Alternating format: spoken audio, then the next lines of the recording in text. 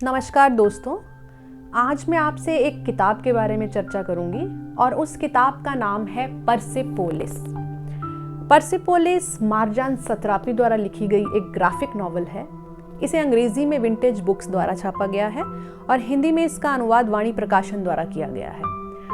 Persepolis एक ईरानी लड़की मार्जान सतरापी की कहानी है। उसके बचपन, उसके टीनेज की कहानी है और खुद उसके द्वारा ही कही गई है। साथियों, आपने महसा अमीनी का नाम सुना होगा। 2022 में महसा अमीनी की पुलिस कस्टडी में मृत्यु हो गई थी। महसा अमीनी का कसूर सिर्फ इतना था कि उसने हिजाब नहीं पहना हुआ था। हिजाब ना पहनने के कारण ईरान की मॉरल पुलिस ने उसे अरेस्ट कर लिया था और उसी दौरान वो कोलैप्स कर गई थी और 3 दिन बाद, उसके जन्मदिन से ठीक 5 दिन पहले उसकी मृत्यु हो गई थी। इसके परिणाम स्वरूप बहुत से प्रोटेस्ट ईरान में हुए और आज तक हो रहे हैं। पिछले साल भी आपने नवंबर में एक खबर सुनी होगी, एक यूनिवर्सिटी में एक लड़की ने भी इसी तरह का एक विरोध दर्ज किया था। इस सब की शुरुआत कहाँ हुई, इस सब की जड़ कहाँ है?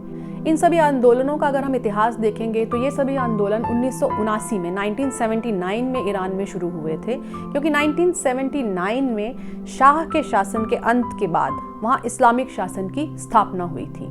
तो परसेपोलिस जो नॉवल है उसका बैकग्राउंड जो है वो 1979 से शुरू होता है। मार्जान सतरापी जो एक छोटी सी बच्ची है, उसके चाइल्डहुड की बातें इसमें है। वो एक अपर मिडिल क्लास से ताल्लुक़ रखती है और बहुत ही ओपन माइंडेड एक परिवार है, जहाँ पढ़ने पढ़ाने की बातें होती हैं, जहाँ बहुत सी किताबें हैं घर में और मार्जान को भी बहुत सी किताबें दी जाती हैं पढ़ने के लिए।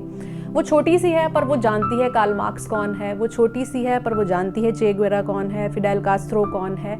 इन सब लोगों की जानकारी मार्जान को है। इसके अलावा मार्जान के माता पिता ने उसे इस तरह पाला है कि वो क्वेश्चन करती है, वो अपने माता पिता से भी बहुत से सवाल पूछती है और इन सवालों के कारण ही कई बार वो समस्या में आ जाती है। 1979 की इस्लामिक रेवोल्यूशन के बाद ईरान में बहुत से बदलाव किए गए। जैसे बहुत से स्कूल जो को एजुकेशन थे उन्हें बंद कर दिया गया, बहुत से स्कूल जो नॉन रिलीजियस स्कूल थे उन्हें बंद कर दिया गया, बहुत से विश्वविद्यालय बंद कर दिए गए, एक ड्रेस कोड डिसाइड कर दिया गया। इसके अलावा मॉरल पुलिस उसकी नियुक्ति कर दी गई, जो भी उस ड्रेस कोड को वायलेट करता था उसे मॉरल पुलिस पकड़कर ले जाती थी। तो ऐसे माहौल में जहाँ एक बिल्कुल खुले परिवार से एक लड़की आई थी, एकदम से इस तरह का माहौल क्रिएट कर दिया गया। उसे स्कूल में भी हिजाब पहनना कंपलसरी कर दिया गया। तो ऐसे माहौल में मार्जान जो कि एक बच्ची थी 10 साल की, वो कैसे रिएक्ट करती है, वो क्या सवाल पूछती है, तो बहुत ही प्यारी उसके बचपन की जो यादें हैं। इस बैकग्राउंड के होते हुए भी उसके घर में क्या चल रहा है और उसके देश में क्या चल रहा है, इन दोनों चीज़ों को परसेपोलिस साथ में लेकर चलती है। तो एक चाइल्ड साइकोलॉजी की दृष्टि से भी अगर हम देखें तो परसेपोलिस को ज़रूर पढ़ना चाहिए।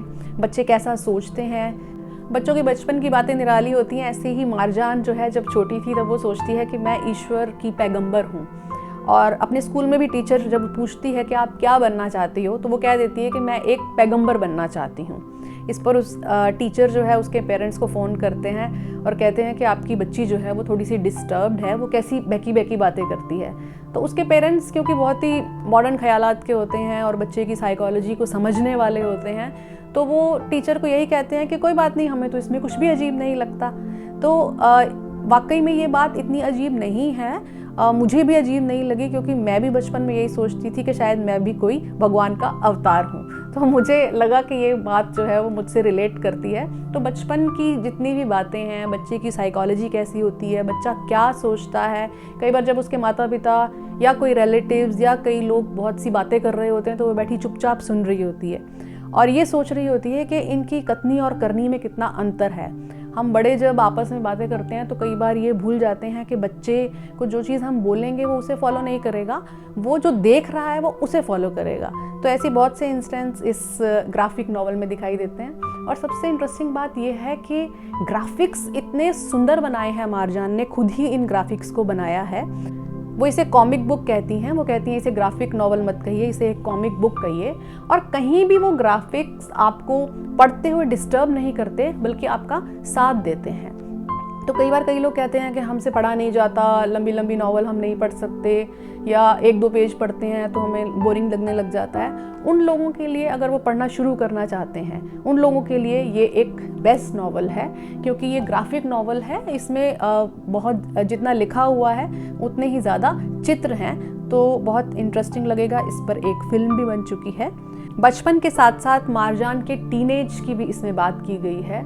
टीनेज में जो जो समस्याएं बच्चों को आती हैं, वो एक दूसरे देश में चली जाती है और दूसरे देश में उसको कल्चरल शॉक लगता है, रिलेशनशिप, ब्रेकअप, ये सारी चीज़ों से वो गुजरती है।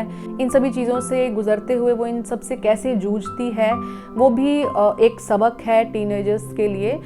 तो इस नॉवल में हर एक के लिए कुछ ना कुछ है। आजकल जो जनरेशन्स हैं, अलग अलग generation X, generation Y, generation Z, जिसे हम जेन Z भी कहते हैं, तो हर जनरेशन के लिए कुछ ना कुछ सबक इस नॉवल में है।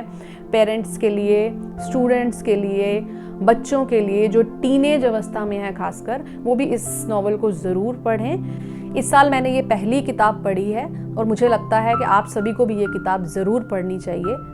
नमस्कार।